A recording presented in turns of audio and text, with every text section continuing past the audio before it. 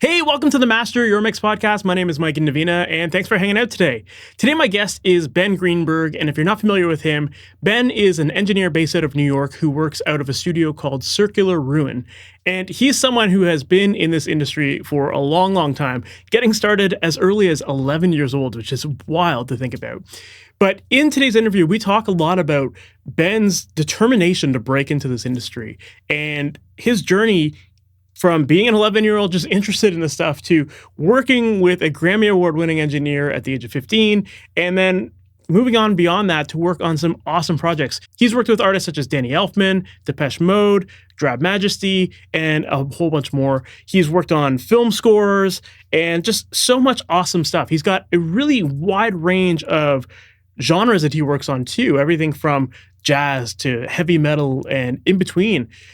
And yeah, in today's conversation, we talk about his journey from getting started, working his way into the industry, working on some of these projects, and we get into a lot of his philosophies on things like choosing gear, and not just choosing gear, but really understanding why a specific piece of gear makes a difference, and how to actually approach your gear selection. And we also get into this concept of having more of an analog way of thinking while working in digital, and especially relating to the concept of learning audio engineering and how when you can really master that analog side of things, digital comes easy and it all makes sense to you.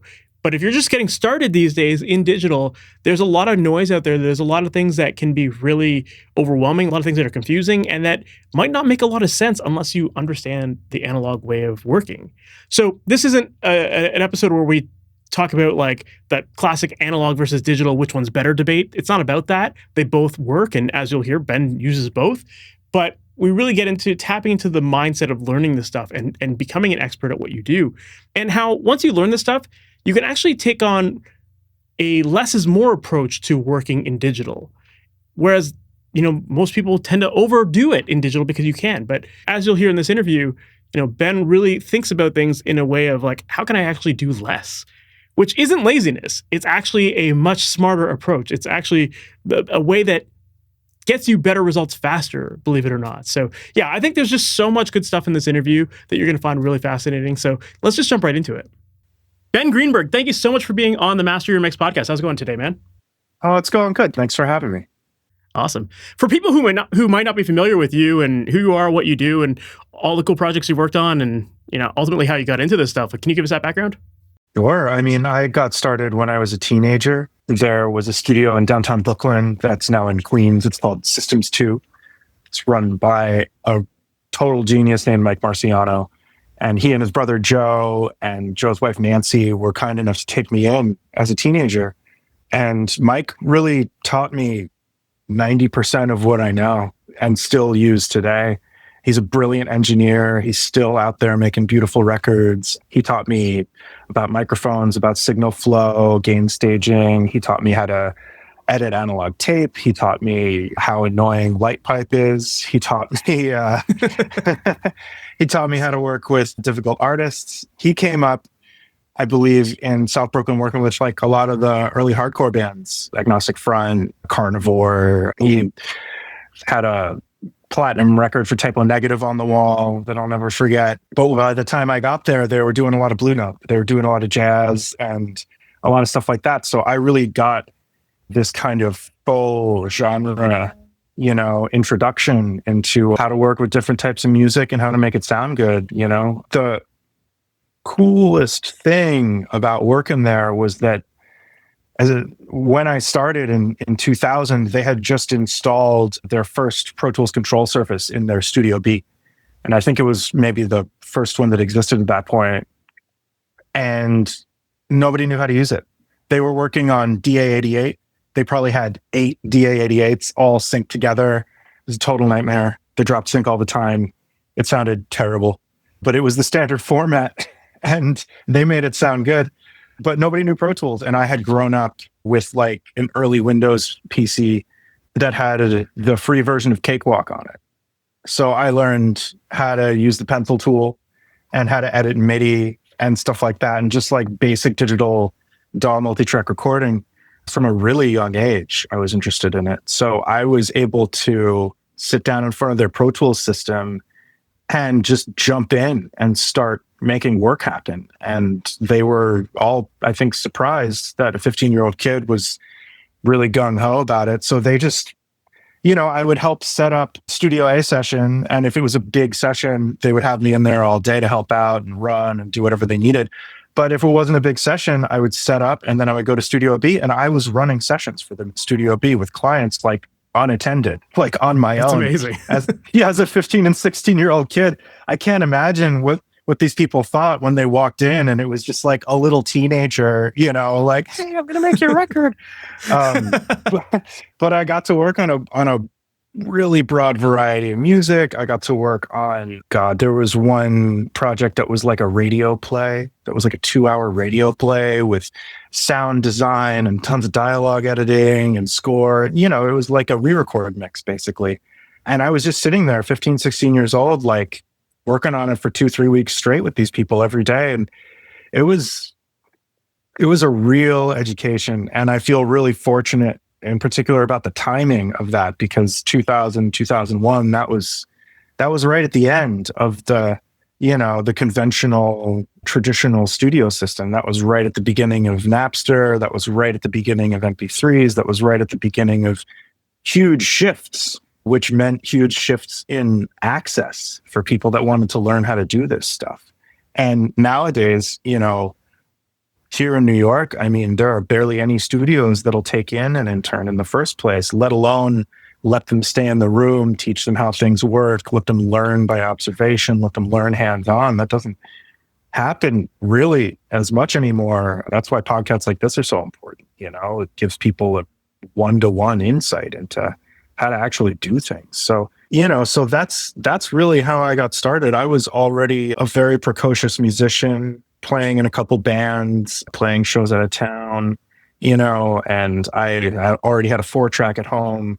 The first thing I recorded on it was the solo from Detroit Rock City. because why I could do that today. That's right. I could do the harmony, and it blew my mind, my 11-year-old mind or whatever, when I was like, wow, it's like I'm both of them, So when there was an opportunity to get into a real studio environment, and work real sessions, like real sessions, John Scofield, Robbie Coltrane. I met some musicians back then that I still know and work with today, which is insane because it was 25 years ago and I was a literal teenager. But yeah, that was really how I got started. And I was already, like I said, I was already playing in bands, making music, recording with my bands in other studios, learning by watching how those guys did rock music as well. So by the time I was getting to college age, I was insufferable. I thought I knew everything. I went to music school, I went to the new school, and all the teachers couldn't stand me because I was like, well, I've been on the road and I've been making records and I could record you. And what do you know? You're just some teacher, I must have been, probably not that much fun as a student, but, that was where it got me. And so it just kind of ballooned from there. I've been playing and touring in bands and making records for people ever since, pretty much. That's amazing. And I feel really fortunate that I got to start so young. I don't know that it gave me a leg up in a lot of ways, but it gave me experience. And I think there's no substitute for just hours, putting in hours, I think that's the most important thing. And I think that's how you learn the most, is just by hitting your head against the wall over and over for years and years. Of course. So when you first got started, was the initial idea just to like it sounded like you got into recording very early, but was the idea to just like get into recording for the sake of working on your own music, or did you see working in the studio as a career choice for you? I saw it as a career choice. My dad isn't from America. He came here in the late 60s, and as is often the case, he had a real bootstrap mentality, and he was really worried about how obsessed I was with music and records and playing music and playing in bands and doing all kinds of music. And it was all I cared about. Didn't care about school, didn't care about friends, just cared about music. It's kind of still the same way. So he was really concerned, and we had a lot of serious and loud conversations from age 11 or 12 on while I was living at home about his concerns, And so part of getting into the studio thing was to shut him up and to show him that there were ways to do it that were directly related to business and making a living that were not necessarily at the whims of creativity or audience size or whatever he was worried about. And then part of it was I was just obsessed. I used to have dreams about living. I grew up in the city in an apartment with no lawn or anything. So I used to have dreams about living in a house with a garage that I can have a studio in and make all my music in there and work with other people on their music. And, I just got really obsessed with it from a young age. And the collaborative part of being in the studio was always really exciting for me. I love playing music with other people. I love being in bands. That's super collaborative, but it's a much longer gestation to see it realized. And when you're in the studio with people, it's really fast and instant, and that gets me going. Being able to get into it creatively with people and on a technical level and help them translate where they're headed and help them realize where they're headed in a lot of instances. That's the juice for me. It always has been. For sure. Yeah, it's interesting, like that whole parent viewpoint of getting into this industry, because nothing wrong with parents obviously, but I just think it's one of those things where people who aren't familiar with the creative space and who don't understand that personal passion and drive and motivation and all that stuff, all they see is rock stars out there, and they don't understand that there's a whole other industry behind that.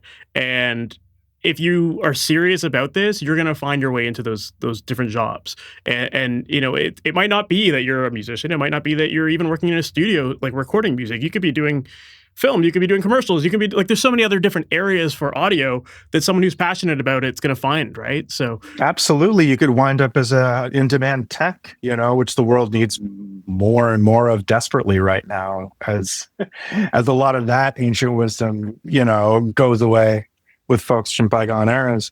There are tons and tons. So I was just, again, partially to spite the guy and partially out of my own pure obsession and interest, I was looking for as many different ways to explore music and sound as humanly possible when I was a kid, because it was all really exciting to me. And I wanted to get my dad to shut up. I totally get it, man.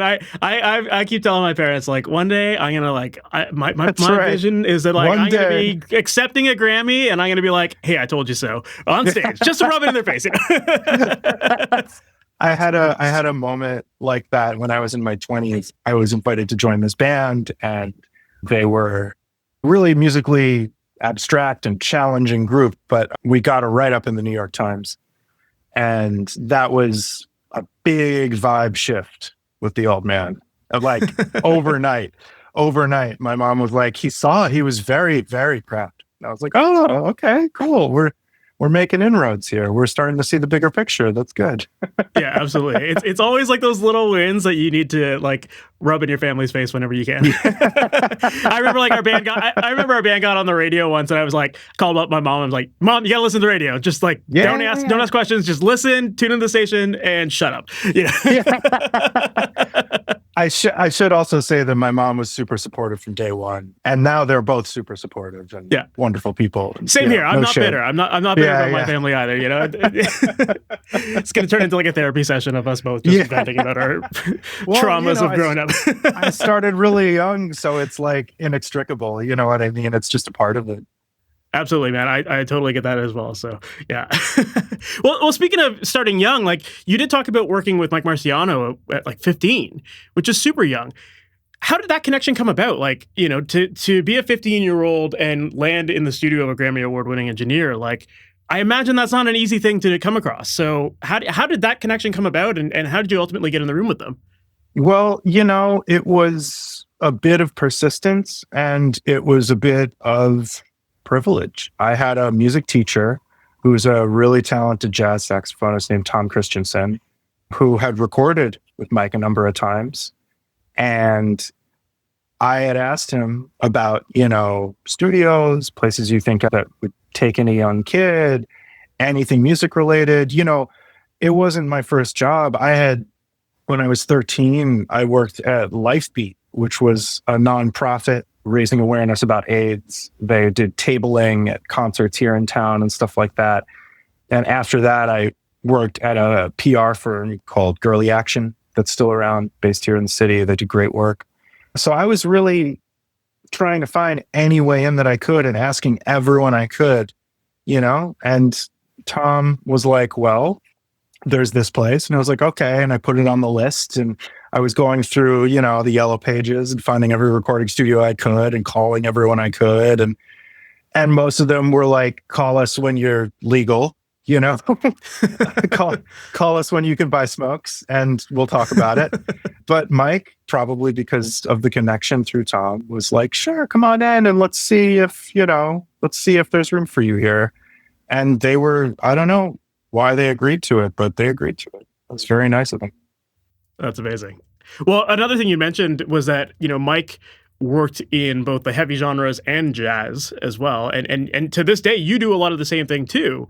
You've worked with like a whole range of bands. You got Chat Pile, which is like super chaotic, heavy, and like really crushing stuff. And then you've got like the soft acoustic, jazzy stuff, like the Patricia Brennan stuff.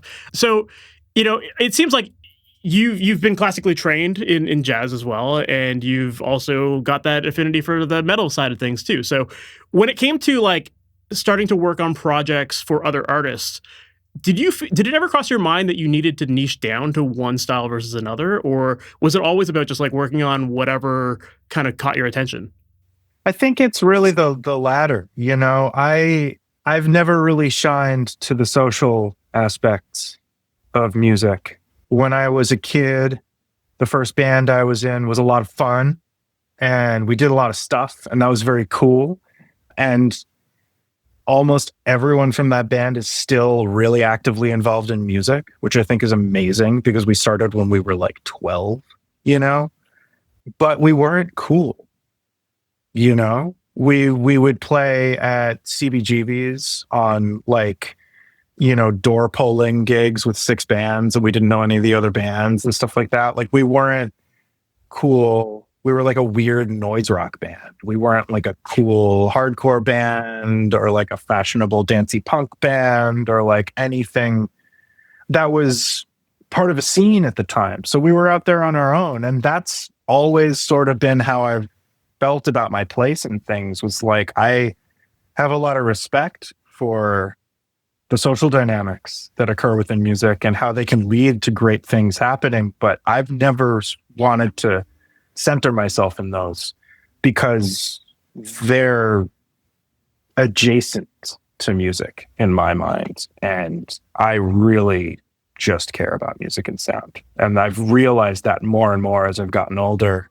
And I've been fortunate to get centered in certain scenes. There was probably a 10-year period where I was making the majority of the records released by Sacred Bones Records. I've been fortunate to be in some bands that have gotten recognition, and that's made me visible to other people that might want to work with me.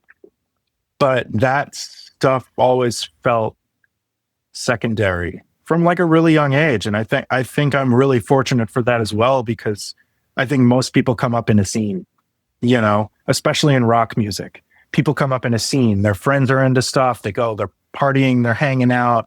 That's the draw. If you listen to the older generation talk about how they got into it, every single one of them says it was for girls.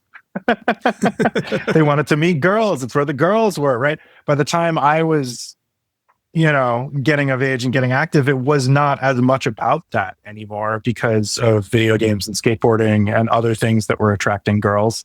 And now, obviously, it's like not even a thing, that's like not even a factor for anyone at all. But yeah, I just, I've seen people come and go that were really primarily there for the social part of it. I've seen them fall in and fall out over and over and over again over the decades that I've been involved in this stuff. And that's cool. And people get what they need, and then they need something else, and that's fine. But all I ever needed was music and sound. So I'm happy to work with anyone. My only criteria is that we get along and I like what you're doing. And that's it. I like all kinds of music. I'm constantly devouring new things. I'm constantly looking for new things I haven't heard. It's the same excitement that I had when I was young, and I've just been trying to preserve it, and from time to time, something will create an obstacle there, and I have to sort of take a step back and meditate on it and find a way around it and remind myself what I love about this in the first place. It's true, yeah. I do find that like once you get into that headspace of just appreciating sound for sound, it really opens up your palette of like what you can appreciate. And, just like you can listen to genres that you've never cared about before and find some beauty in them. And I think that's really important. Yeah, I think it's really important too. I think in some ways, maybe that hasn't always been a net positive just in a career-minded sense. I've never been aspirational towards like a Grammy or towards a huge arena act, or I've just never felt motivated towards that. I feel motivated to do the best I can with whoever's in the room. And so whoever shows up, I'm here to take them as they are. And, and I mean that really sincerely. Yeah. Well, speaking of from like a career perspective, like, do you feel like it's helped you or does it hinder you to have such a wide range of genres in your portfolio? And I asked that question because I know that there's people listening to this that are in the same boat where that, they're into lots of different styles, but they feel like they need to niche down just so that they can be known for one thing. And it's maybe arguably easier to market for one style versus trying to attract a whole bunch of stuff, right? Yeah, that's true. And, there's also like the school of thought that's like jack of all trades, master of none. And, I've had people say that to me before, and I'm like, well, proof's in the pudding. So you can find out for yourself or not. You know what I mean? I think I'm 40 now. And I think that at this age, I have advantage of having been associated with one thing or another for periods of time in the past, and I think that there's inherent value in that, but those associations weren't things that I was like really focused on. Those associations were a byproduct of being really focused on music and sound. And I'm glad that they happened, because that's a part of the journey that's brought me to where I'm at, and I'm happy. But, it happened, sort of as a byproduct, that makes a lot of sense. Yeah. Do you find that like working in different genres changes your approach to production, or at least to like your workflow? Yeah, I mean, I think different genres require different workflow, and in different genres, musicians have different expectations too of how things are going to be. There have been folks in the jazz world that I've mixed records for that have been surprised by the amount of low end in the mix, and that's been a conversation. And somewhere where we'll meet in the middle sometimes and stuff like that. I've tried to have a coherent voice through all of the different things that I've worked on, whether it's like pure electronic music or purely acoustic music or some hybrid of the two. I try to have a coherent voice that carries through that, just in terms of how I hear things in general, where I hear a voice, how I hear a kick drum, how I hear stereo width, and the immersive field and stuff like that. How I hear the top end of a mix, I think, is something that I try and stay consistent with regardless of genre. But there are tons of things that I do differently depending on that, and the cool thing about that is that they will become sort of cross-informative, Sometimes you're recording a rock band and it doesn't need to be 12 drum mics and a super focused, tight sound. Sometimes it needs to be 3 mics and a loose, vibey, smudgy sound. And that's not something you're going to learn if you're just trying to learn how to make rock records. People don't do that in rock. Even people that pay, there's this whole analog revival and Nashville stuff, and that's cool. And it's cool to see people getting back into tape recording and stuff too. It's very important to me, but it's still, it might still be the 12 mics, and maybe they're going to use 6 of them. But you still, when you see the video in the session, you're still like, well, he's still in the cage, really. Whereas on classical percussion or jazz or someone who's doing extended technique stuff or whatever, you can make it happen. You learn how to make it happen with one mic. You learn how to make it happen with a few mics, or like how you use compression, like when people are learning how to mix loud rock music, there's really like one way of using compression.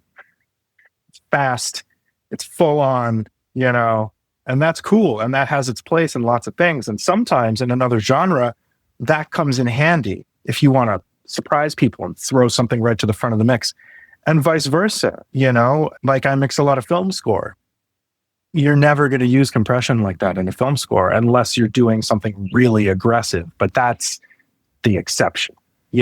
Most of the time you're dealing with linear melismatic music that's long and lyrical and vibey, and so you're going to deal with different types of compression. And when you take that slower compression or that tube compression or something else, you bring it back into loud rock world, it can really open things up, and you can wind up getting tones and sounds that no one else is doing because they're not thinking about it that way. So it's, or the way you use reverbs or the way you build depth into a mix, it's not, that's something that's thought of as being really niche and genre specific these days. And I think it's important to challenge those preconceptions because that's where you get something new, and it can also be where you get maybe something that people actually want that they don't realize, because a lot of the time a band will come in or an artist will come in and they're referencing older recordings, but they're asking about a modern workflow.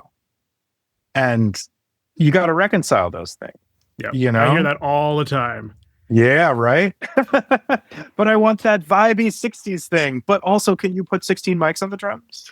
Yeah, all the time. Yeah.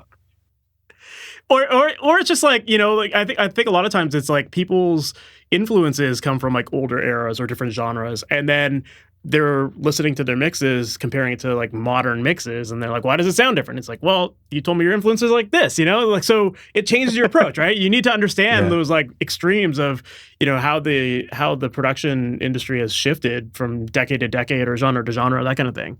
Absolutely. And on a technical level too, how the gear has evolved and how those circuits have evolved and the purpose of that, so that you can not just use them as intended, but understand the different ways of using them, understand that you can put an 1176 on your kick drum on a jazz record and it doesn't have to be a faux pas. You can make it do the thing that you want it to do. I've gotten to a place in my head with gear, and my friends that are engineers and producers and mixers, we joke about it all the time about how there's just like these big categories of gear, and that's actually it. Like, oh, you want me to compress your voice? Did you want tube or solid state? Because everyone's obsessed with like the minutia, the models, the years. Oh, what tubes do you have in it? Oh, like I have the plugin of that, tube or solid state. Do you want fast? Do you want slow? And I think that you can get a wide variety of sounds out of those things, but at the end of the day, you're talking about really simple stuff. And I think people tend to get lost in the weeds with gear in a way that can become counterproductive unless you really focus them on keeping it simple. 100%. I definitely agree with that. And I think that like, especially with the YouTube era of learning, it's people copying settings that they're seeing. And so they're thinking to themselves, oh, I need that 1176 slow attack, fast release, that kind of thing on drums all the time. And then it's like, well, do you? Or like, are you trying to actually get a different sound? And yeah, slow or fast, understanding the differences of what those are. And it's like, once you can understand how to use those tools for the intended purpose, like then you're not copying settings anymore. You're actually making a very intentional decision about how you're going to dial in those settings and what to be listening for as you move the knobs around. And you find the settings that you want much faster as opposed to just slapping something on and hoping it works. Yeah, and it's based on your ears and not on thinking about it or looking at it, you know?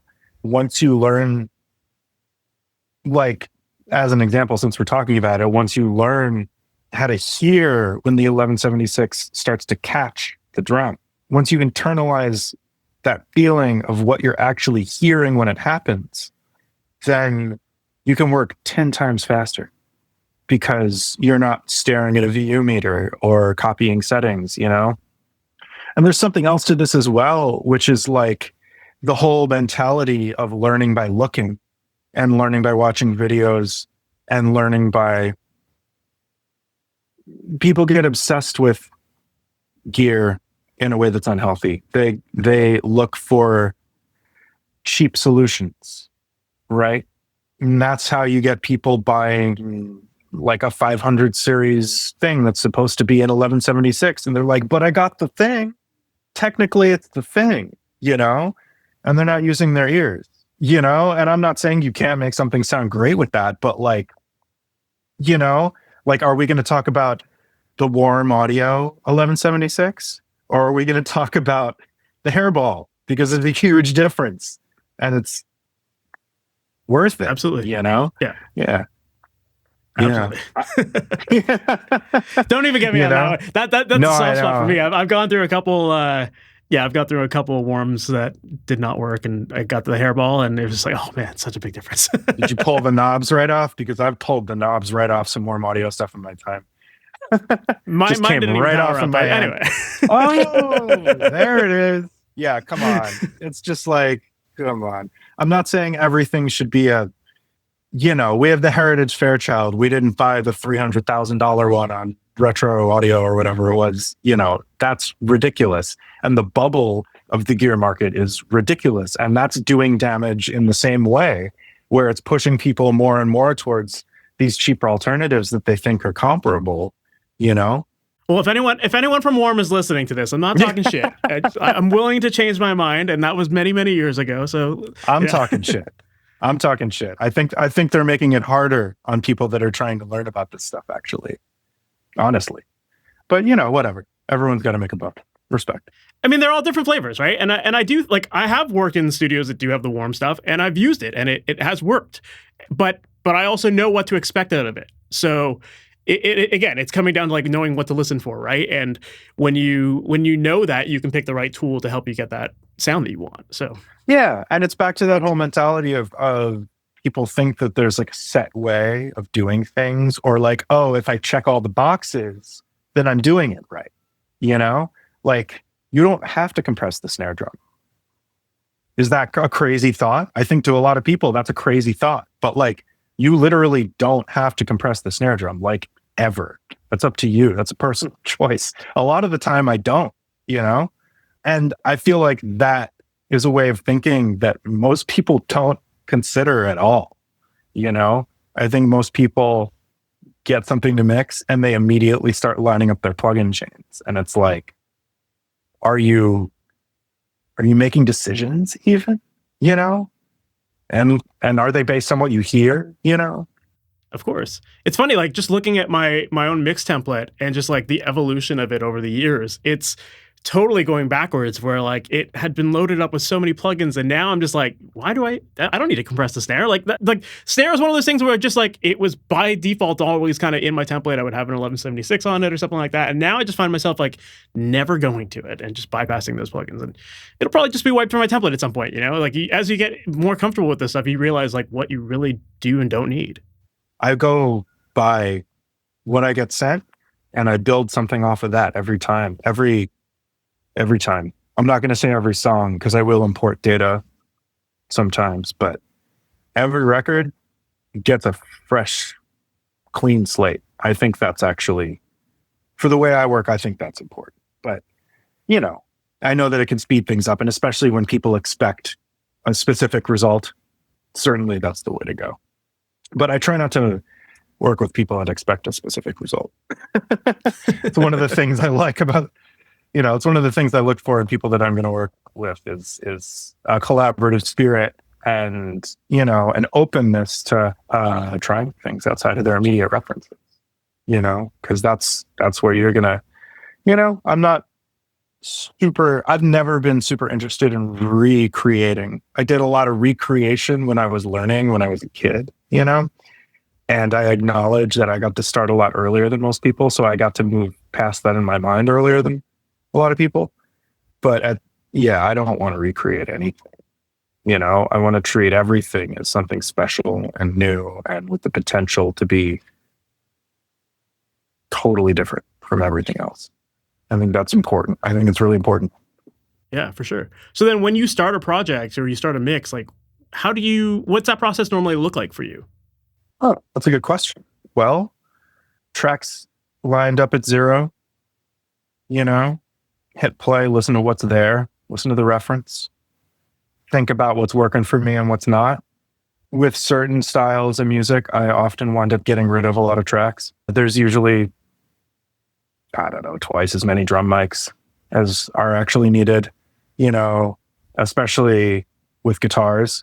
I've noticed people have this obsession with putting like 3 or 4 mics on an amp and then room mics and then printing a verb and then blah, blah, blah. And it's like, I'm just going to use the 57. I'm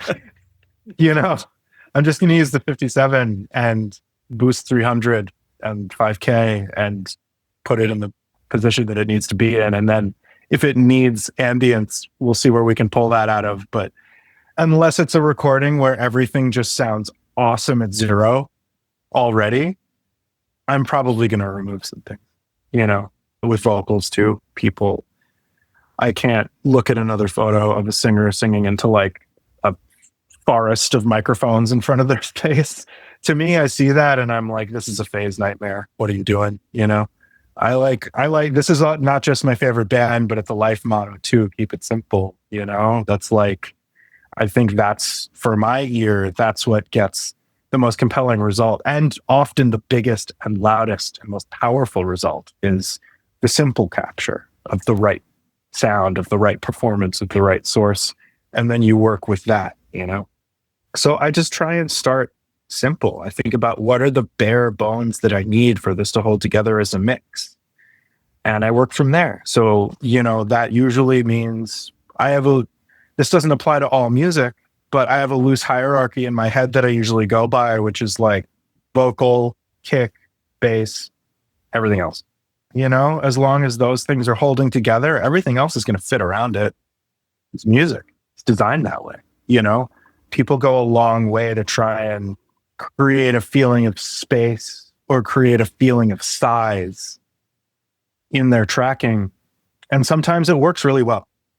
And that's great, and then I'm just listening to mid-range, maybe dipping or boosting something where I feel, and just getting it to glue naturally, These days, the first decision I make is whether or not I'm going to mix on the desk, and that depends on a bunch of stuff. That depends on how picky I think the band is going to be, how many revisions I think they're going to ask for, what the context is for that, and, I'll make that decision based on the project. Sometimes it's totally the right thing. If it's something that I didn't record, if it's something that's like a home recording or amalgamation of various recording scenarios, which is more and more common these days, the desk is really helpful, because it just gives you more juice right away. And it makes the sounds feel like they were recorded the way I record right away.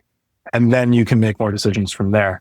But if it's something that I've recorded, or if it's something that's coming in sounding great already, or if it's something where there's going to be a lot of backtracking, like a film score, there's going to be tons of revision time, tons of people weighing in, or if it's a band that's like, maybe they're not exactly sure where they're headed and we're going to try things, then I'll leave it in the box, I mix in the box with a pretty simple setup. It's pretty much just in line. I'll use folders occasionally if I'm just, if it's like a huge track count, like 200 plus or something.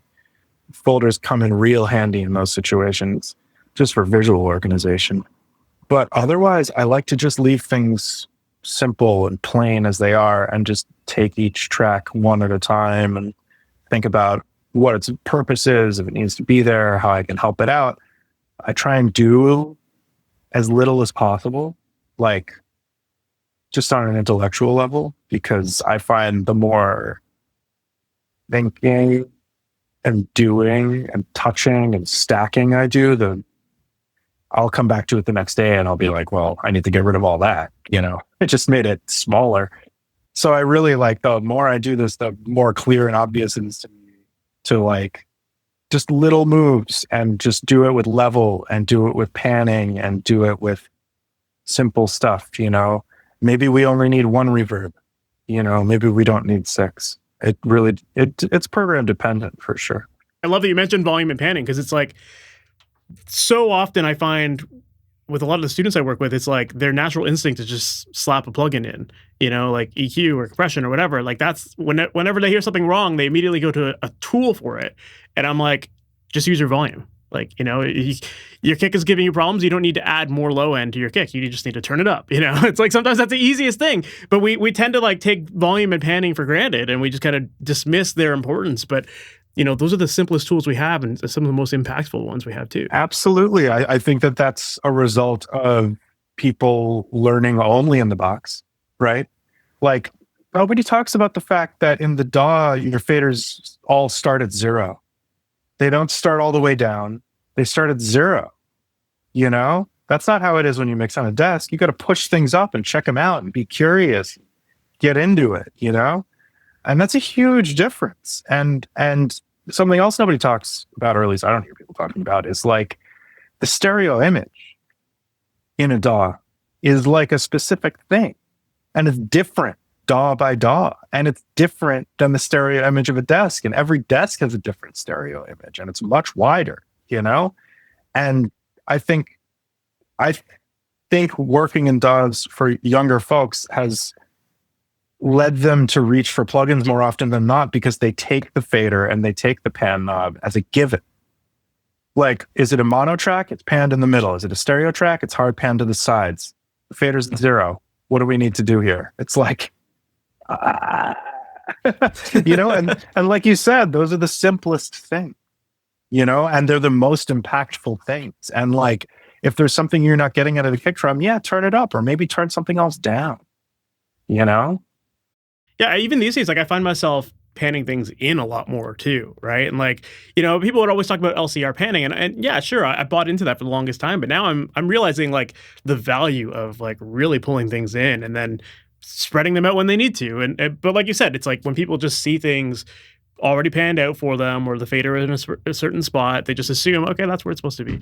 And even I see that all the time too with like people using like drum VSTs and stuff like that. It's like, oh well, this already sounds like it's been EQ'd, so I don't need to touch it. Like that's how a drum set's supposed to sound. And it's like the number of times I've actually like found phasing issues with VSTs, or like actually had to like EQ them quite heavily. Like that stuff exists. So don't just buy into the fact that it's done for you because it's sort of set up there. Yeah, well, that's the danger of the gear economy that we live in now, is that everything is being sold to people as a magic bullet. Everything is a magic bullet. Oh, you don't have to spend 10 grand on a Fairchild. You can get the Stam or whatever, you don't have to spend $1,000 on 1176. You can get the plugin for $50. And some of the plugins are great. The Arturia plugins sound great, They totally nailed the 1176, and it's nice and it's very useful to have that in the arsenal. But like, you got to approach it with respect for where it comes from and what it's supposed to do. You can't treat it like a fix-all. I remember the first time I got all the Waves plugins, and there were all the artist plugins, and they were all like one-stop shops. Like, put this on your drums. I'm like, what? What do you mean? What does it do? It has all these knobs that have non-musical or sound-related terminology. Like, what are you talking about? You know what I mean? I don't need that on my drums. I just need the drum faders. I need kicks there overhead. You know what I mean? And then we'll blend it and we'll make it sound like a drum kit. If we need to compress it, do you want to over solid state?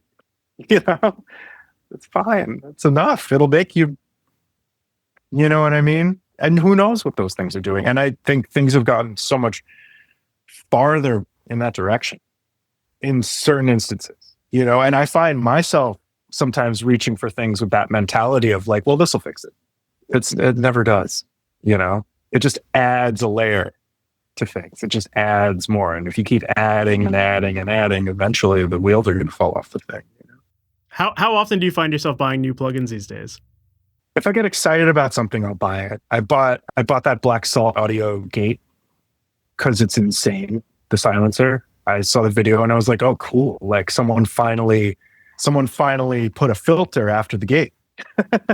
Really smart stuff. You know what I mean? That's cool. That's not a one-stop solution. I'm not going to like drop it on and move on. I'm going to drop it on and tweak it and check the threshold and raise the noise floor and, make sure it's actually doing what I want it to be doing.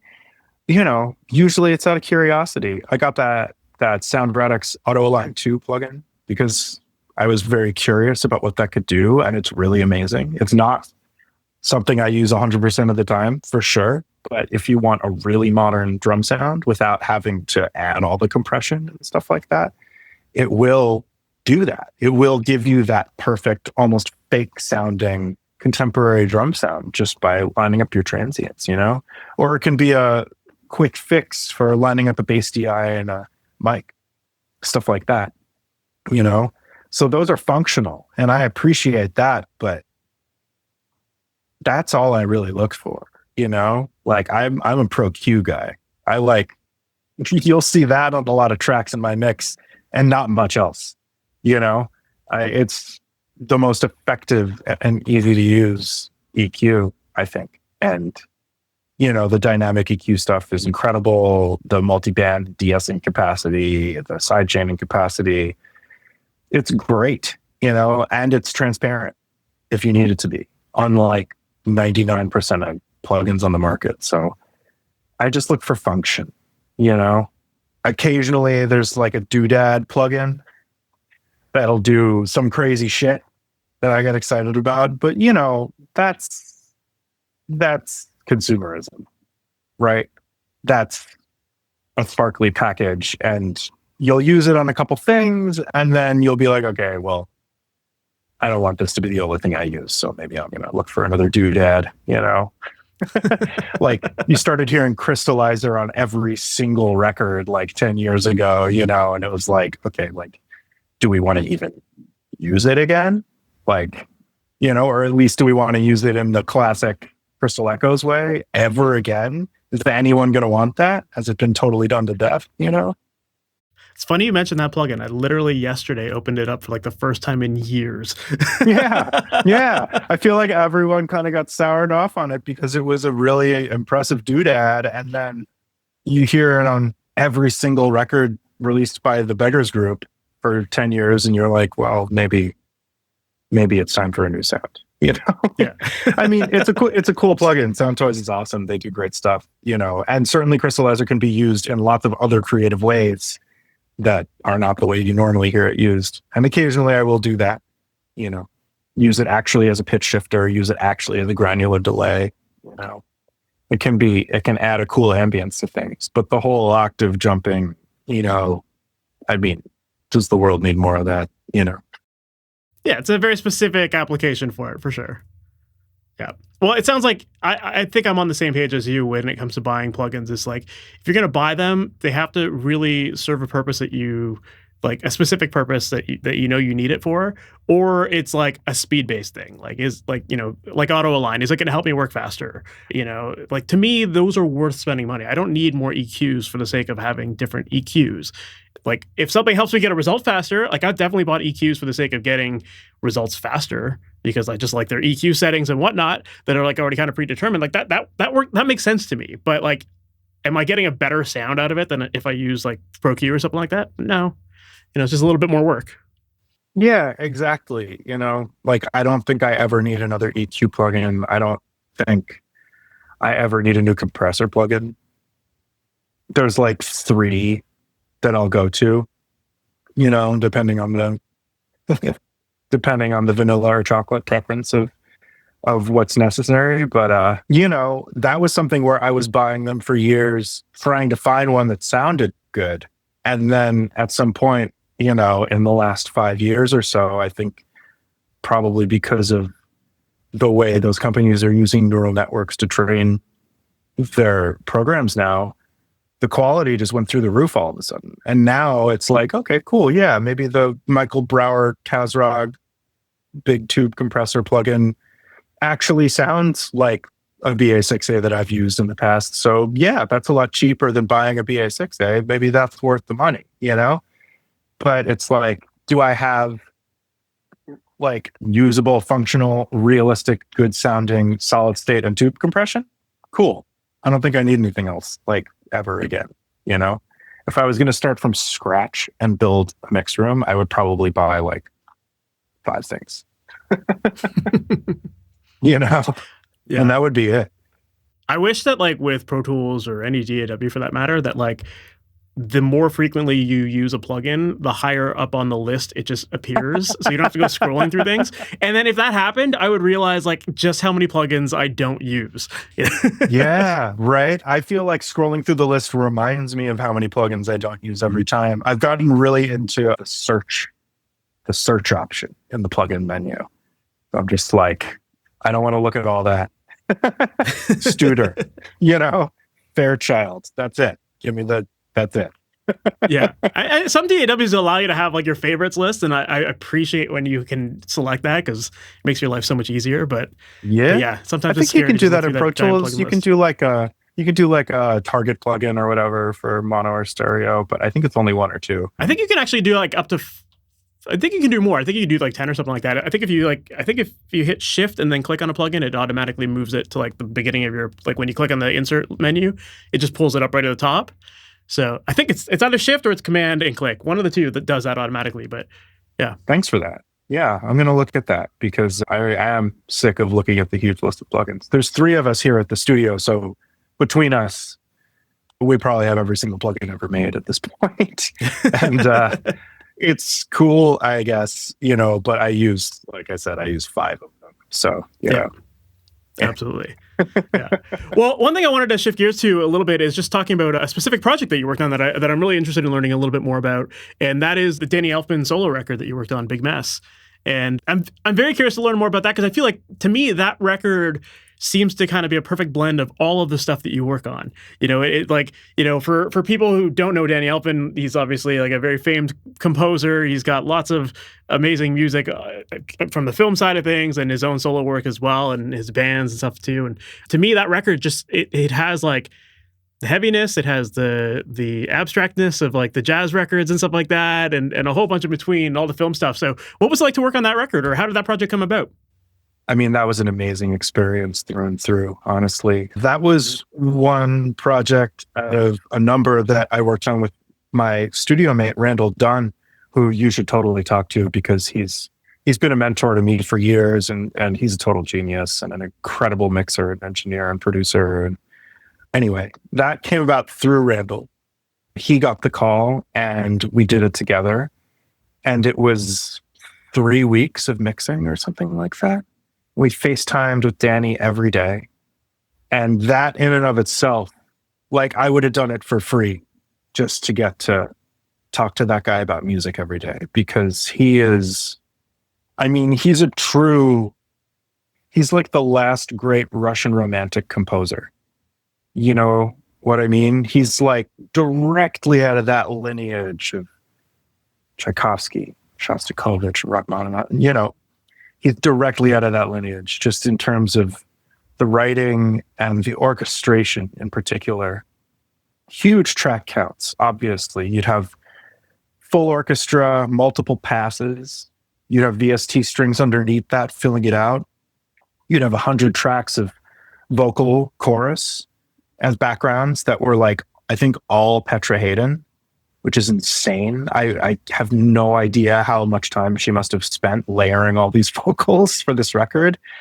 Then you've got the rock band element, right? You've got full drum kit, multiple guitar players, bass. You've got Danny's vocal track, which is fully rendered came in fully EQ'd, compressed, had micro shift on it already and everything. So that was the one thing we didn't have to do anything to, which says a lot about how he thinks about workflow and process. And that's very cool, I think, you know?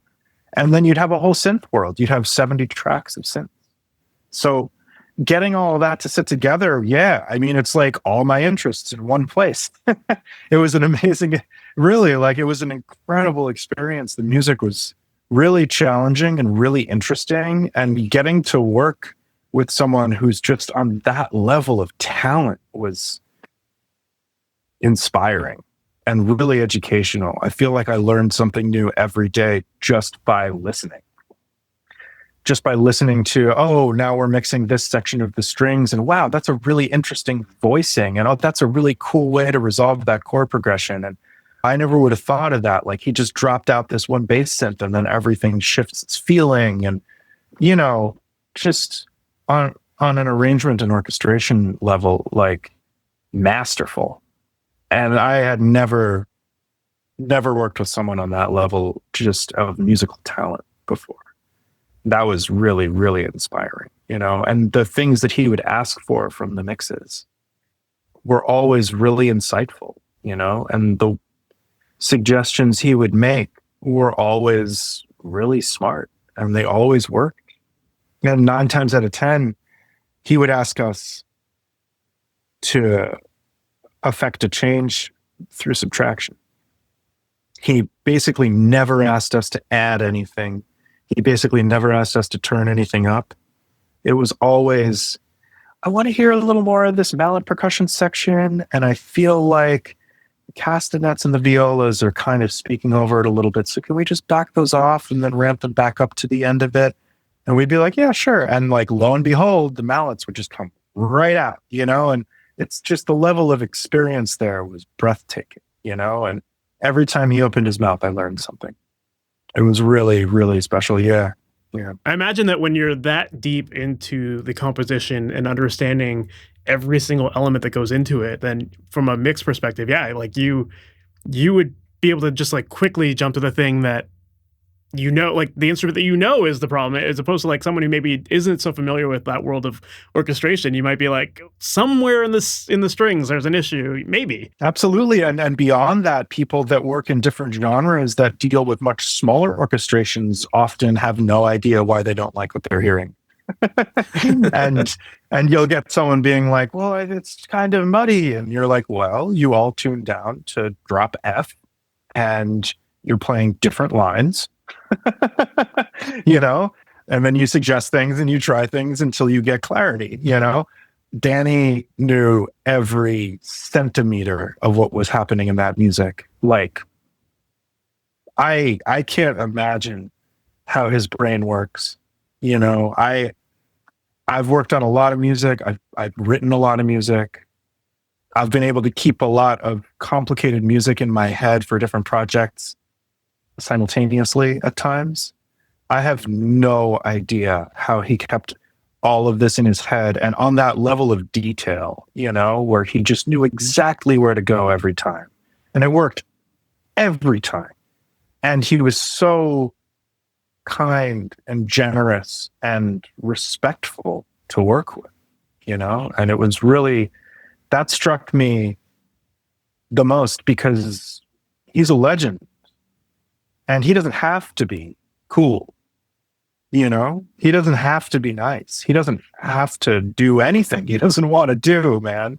The guy's done like 200 film scores, and he's in one of the most influential bands of all time, and it was all his music and his words. Like, you know, he could do whatever he wants. He could steamroll people, whatever, but he came to us, and he wanted us to do something artistic and creative and musical with it. He didn't want to make something that was like a big commercial product and wow, Danny Elfman, and we're going to sell tons of these and blah, blah, blah.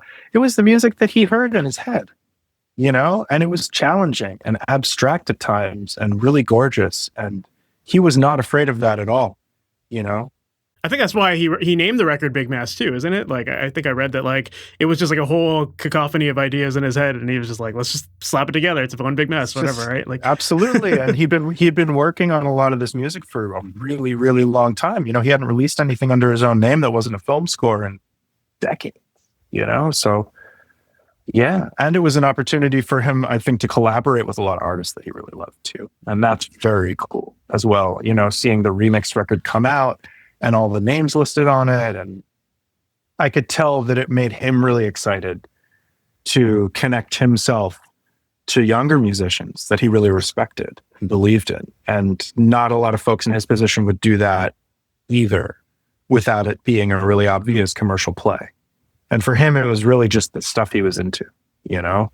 Even if you look at the people that he picked to be in the band, it's like, you know, he could get anyone he wants, but he's choosing people that have a real voice and real character in their playing and a real take on things, you know? I mean, he's got half a Nine Inch Nails in that band. That's pretty cool, you know? Not everybody would immediately be like, oh yeah, that's what I should do, you know? I should get these people with like their own careers and egos and, you know, who could do anything they want to do. I should get them. That most people would be like, well, I should just get players that are going to breathe the ink, you know? So it says a lot about the collaborative spirit, you know, and the time period that he comes from and what the collaborative spirit meant at that time, you know, and how people would invest in others and themselves for the sake of making great art, you know. And it was really a tremendous experience. That's awesome, man. How would you say working with him, if at all, has like impacted your approach to the projects that you work on these days? Well, you know, I had mixed all of the elements of that record before. I had mixed orchestras, I had mixed rock bands, I had mixed large gatherings of synthesizers, I had mixed choral music, but doing them all at the same time and getting them to work together was something that I had never been a part of before.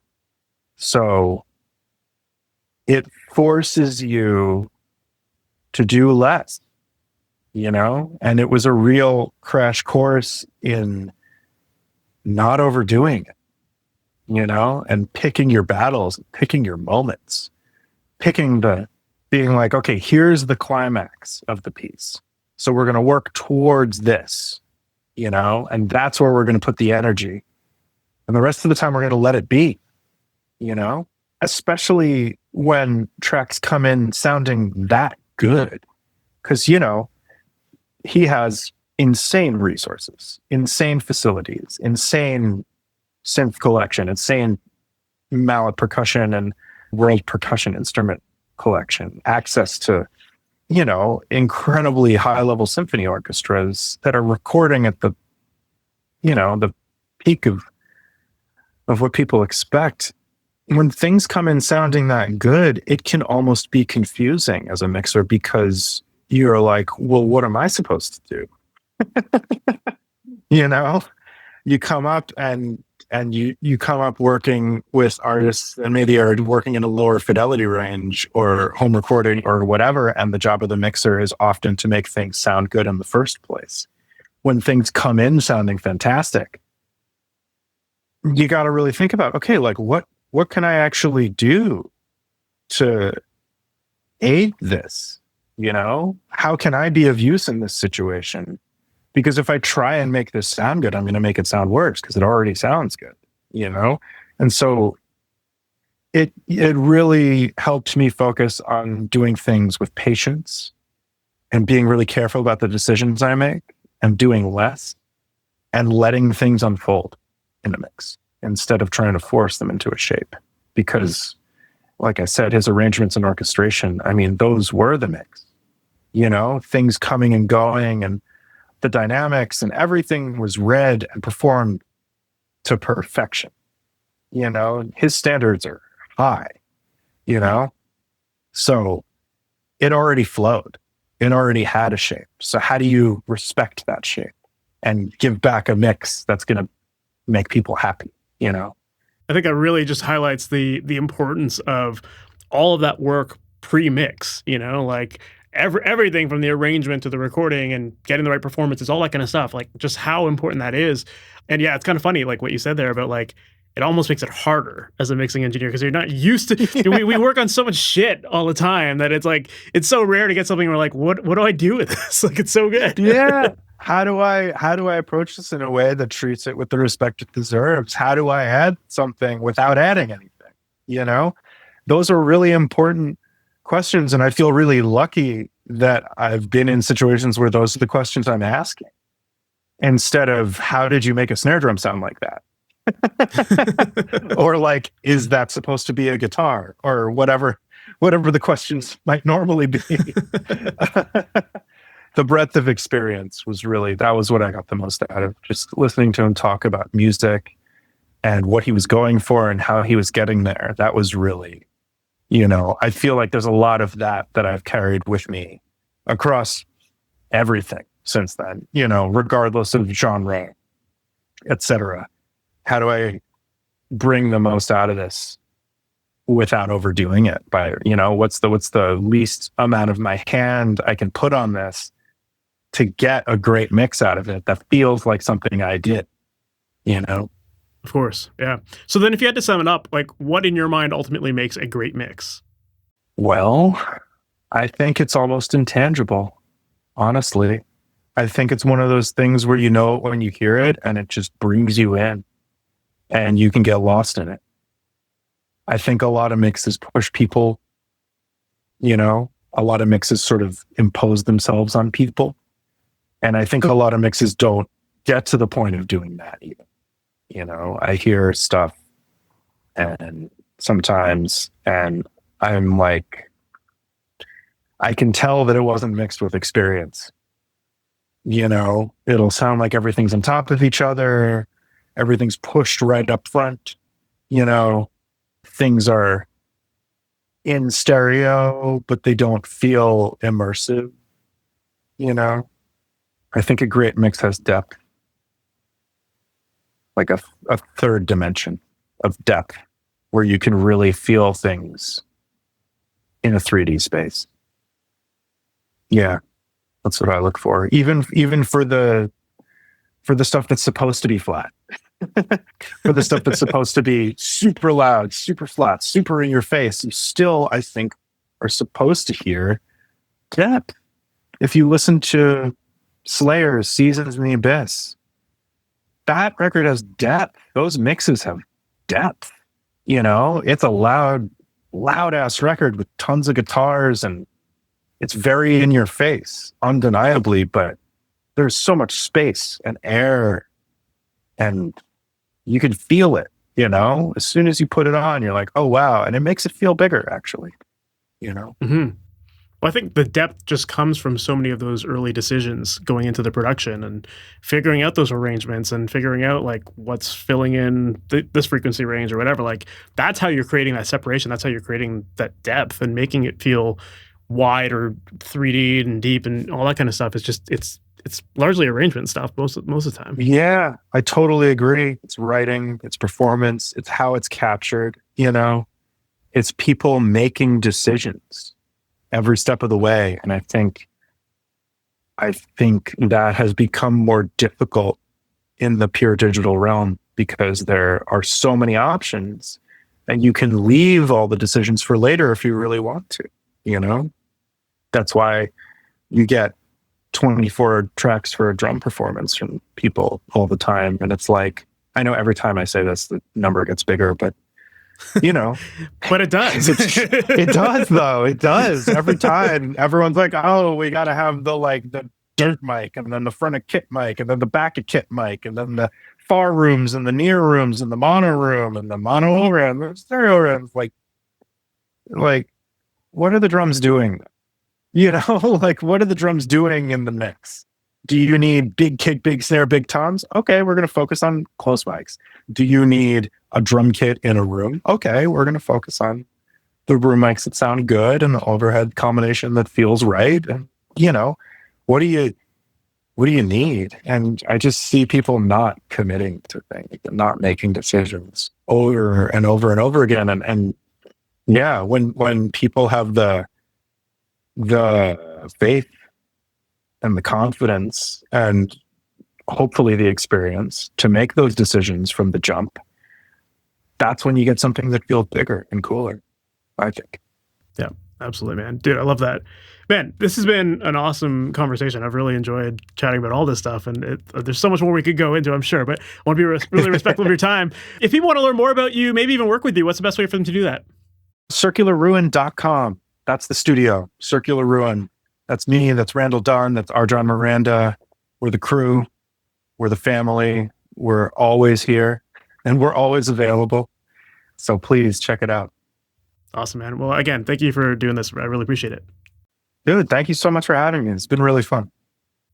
So that was my interview with Ben Greenberg, and I really enjoyed that chat. I loved learning about his philosophies on working in different styles of music and, being able to switch from working on some chaotic metal music to working on jazz like it's nothing, and just, really understanding the nuances of each of those styles of music and finding the beauty in working on audio. It's something that, like, as you get into this industry and as you start to do more of it, you start to appreciate little details in production that can really open up your palette to the styles of music that you can now enjoy, or finding at least elements of music that you can enjoy. And yeah, just think it's a really refreshing way of thinking about it, and something that I found in my own career too. So yeah, it was really cool to learn more about that with him. But I also enjoyed learning more about his philosophies on things like picking gear as well, and how when you start to shift your mindset from thinking about gear like I need an 1176 to thinking more along the lines of like, what am I actually trying to achieve with this sound? Once you start flipping that, then you realize how little the actual model of gear matters, and how you can get away with a lot of the tools that you likely already have inside of your DAW. Sure, some plugins will allow you to maybe get results faster, but does that make them better than another plugin? Not necessarily. From a workflow perspective, yeah, I would say that would be better. But from a sonic perspective, you don't need these tools, right? And so when you actually really focus on taking that approach of like, this is what I'm trying to do, and I know I need to choose between these two styles of compressors, that really narrows down the scope of like what you truly do need for your productions. So it's certainly a very important thing to focus on learning those basics and focus on understanding the tools, and not just buying plugins that are designed to just give you a quick result, because that result might not be the thing that you actually need, right? Like, just because something says it's good at mixing drums doesn't necessarily mean that that drum sound is the right sound for your project. So yeah, I just really, really appreciated his way of learning this stuff himself and how he was presenting it in this interview here, because I think it's something that often gets lost when people are getting into the world of production these days, when it is all digital. And yeah, there are so many tools that are this kind of one trick pony kind of thing, right? So yeah, I just really, really liked that chat with Ben and had a lot of fun. And yeah, he's working on some awesome projects too. So definitely go check out his discography, because like I said, there's a wide range of stuff. You're going to get that quiet jazz stuff that sounds super beautiful and clean. And then he's got some chaotic metal stuff, and it all sounds really good. But I think a lot of that just comes from his philosophies on this stuff, and understanding how to pick the right gear for the right job. And so, yeah, definitely go check out his music. I think you'll really enjoy it. And I also really enjoyed learning more about his experience working with Danny Elfman, because Danny Elfman has such a massive, massive career in this industry. And he's a very eccentric guy when it comes to music. And you can hear it in the scores that he's worked on. You can hear it in his bands. And it's really fascinating to hear a little bit more of the behind the scenes of what goes into these projects and how pro they sound right in the recording stage. And I love what Ben talked about there as far as how it can actually be almost harder to work on this stuff when you have really, really good tracks, because the mix is already kind of there. So I think it really emphasizes, again, focusing on the basics, focusing on getting sounds at the source and making sure that you're choosing the right gear and making all the right decisions along the way. So yeah, definitely very, very cool to learn more about that. Now, speaking of that, if you are someone who is struggling to understand how to use the tools, how to pick the right stuff for your sound, how to ultimately get the sound that you hear in your head to come out of your speakers, that is something I would love to help you out with. And inside of my coaching program, Amplitude, that's exactly what I work on with my students. I work one-on-one with you to help figure out, what is it that you're going for? What sounds inspire you? What do you want your music to sound like? And then from there, we work on giving you a beginning to end system from recording, editing, and mixing your songs to make sure that you're making the right decisions all along the way. And throughout that entire process, you're getting personalized feedback and support all throughout. That way you can feel confident that you're making the right moves, and there's no guesswork to this. You don't feel lost. You don't have to feel doubtful of yourself. Instead, you have support throughout the entire process so that you can get that sound that you want and ultimately end up with a system that is repeatable for all the songs that you work on beyond what we work on together.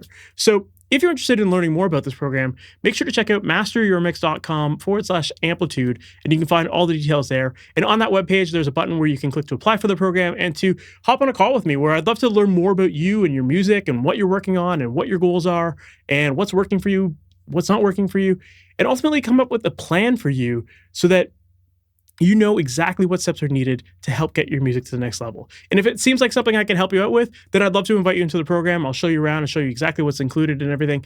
But definitely click on the button so we can book a demo call, and we'll go from there. And with that said, we've reached the end of this episode. Thank you so much for sticking around, and I can't wait to chat with you in the next one. We'll talk soon. Take care. Thanks for listening to the Master Your Mix podcast. Please make sure to subscribe on your favorite podcast app and leave a review. If you have any questions or comments for the podcast, send an email to questions@masteryourmix.com. And for more information on how to create pro recordings from your home studio, visit masteryourmix.com.